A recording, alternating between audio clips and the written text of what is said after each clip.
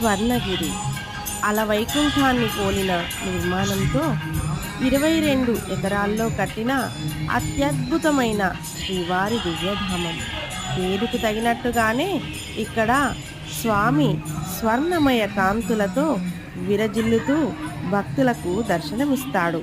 అడుగడుగునా ఆధ్యాత్మికత పుట్టిపడుతూ వెంకటనాథుడు కొలువుదీరిన ఈ ఆలయం తెలంగాణ జిల్లా భువనగిరి శివారులోని మానేపల్లి హిల్స్ పైన ఉంది. ఈ క్షేత్రాన్ని మానేపల్లి జ్యువెలర్స్ యజమాని మానేపల్లి రామారావు నిర్మించారు. 2013లో ఇక్కడ ఆలయ నిర్మాణానికి శ్రీకారం చుట్టారు. ఆ పనులు మొదలుపెట్టిన తర్వాత 3 ఏళ్లకు ఆయన సతీమణి విజయలక్ష్మి లిఫ్ట్ కూలడంతో ప్రమాదానికి గురై కోమా స్థితికి చేరుకుందంట.